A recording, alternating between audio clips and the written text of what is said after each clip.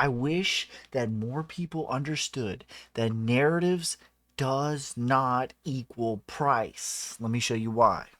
So everyone's saying it. Oh, the war in the Middle East. This is the black swan event that everyone's been waiting for. Except the market, according to CNBC, doesn't know how to gauge it. They don't know how to gauge it. First of all, two things can be true at one time. One, my heart goes out to all those people. Truly, it breaks my heart. It is awful. There are no winners in war. I have been to Iraq, I have been to Afghanistan, but I have fought in these wars, and I can assure you there are no winners. And price narrative does not equal price. Causation, correlation does not equal causation. The S&P 500 right now is ripping. Why are they ripping? Why are they ripping? This is bad news. It should mean bad price, right? Wrong. People in their head, they think that bad economics equals bad price.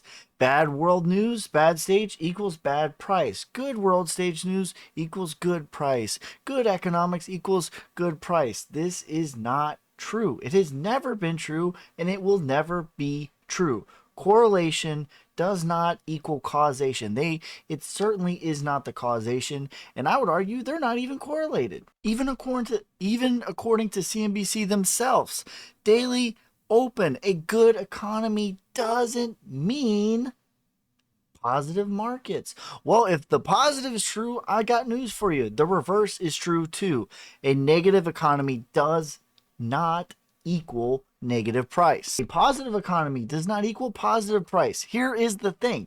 We have had wars, and it has been a bull run and a bear market during wars. We have had recessions. There have been bull markets and bear markets during a recession. We have had economic boom, and guess what? We have had bull runs and bear markets during economic booms. Correlation does not equal causation, and they're not even correlated. I tweeted this out and I put this out in my Discord. I would not be shocked to see a fat green candle on Bitcoin, and here's why. And I know what you're thinking. Well, what about the economic recession that's coming? What about all the wars and all this? Like, all you need to do, there's literally data. There is literally data. Go on TradingView, type in an event, and see what it did to the stock market. Because here's the data, guys. This bull run was during a world shutdown. Okay, let that sink in. So I don't want to hear anything about world events. So why do we have a bull run? And this isn't the first time that this has happened. And there's been economic boom and we've had bear markets. They are not correlated. Get that out of your head. But I've made the case many times that we are repeating the fractal from the 2013 bull run, 2014, 2015, 2016 bear market into the retracement. And look, it lines up literally perfectly. This is the top of the market, okay? I've made the case many times, but real quick, this is Wyckoff distribution. You have your buying climax and you have an upthrust. What you'll notice is the upthrust is higher than the buying climax. This is the true top of the market. This is the true buying climax, even though the upthrust went higher.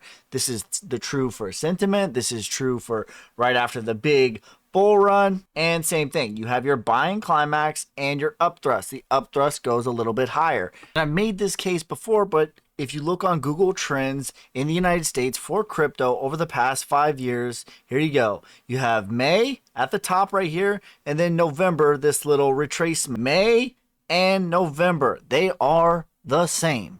So in 2013, you had the parabolic rise, and then you had your retracement or the upthrust. It wasn't as mature back then. They're all the same. Even the big rallies right here, the same spot. The peak, the same spot. This rally right here, the same spot. Even the depths of the bear market, even right here, the breakouts are the same. And during this time, we spent 210 days at the 236. Right now, we have been 210 days since we broke out of the 236. So this week, I would not be shocked in the slightest, the sleight of hand. Look over here at these events. as big things happen in the market. That's how it happens almost every time. I would not be shocked this week if we get a fat green candle to break us out of the 30K range. The fact of the matter is the price of the stock market and crypto have been extremely beaten down and oversold. So therefore, when you have an event on the world stage like we had that is so unfortunate, and my heart goes out for these people, it does not affect the price because we are already oversold and beaten down. And because correlation does not equal causation. Taking a look at the DXY, which might have some more clues for us. If you don't know what the DXY is, it trades inversely with the stock market and with Bitcoin and cryptocurrency. This measures the strength of the US dollar in comparison to other currencies such as the euro, the yen, the won, and all of that. Now, what you'll notice when this thing goes up, basically crypto and stocks go down. That's really oversimplification. But when you look at this, we had a parabolic run, which was the depths of the bear market of the stock market and of Bitcoin. And we came down and look, we had a retracement. We hit the retracement on the 0.5, which is where a typical retracement will go anywhere between the 382 and the 702.5 for the stock markets and really mature assets such as the DXY.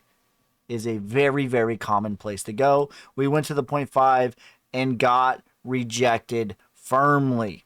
Now I have this line right here about 104. 106 is a huge level for the DXY. That typically means very bad things are happening on the world stage, in the stock market, in crypto. 106 is a massive, massive, massive level. 2008, it hit 106. It's a big level. So right now, we went up, kissed it, came back down below it, and I have this line in the sand, and that would be a reversal of a retracement and a continuation to the downside, which would be very positive for the stock market and very positive for cryptocurrencies. But looking at it, this is about as clean of a parabolic rise followed by a crash followed by a retracement as you can get. Ladies and gentlemen, it does not get much cleaner than that. And this to me is the clue on what is about to happen with cryptocurrency and with the stock market. And this to me tells us everything that we need to know. We are in phase 2 of 4 of the bull run to me.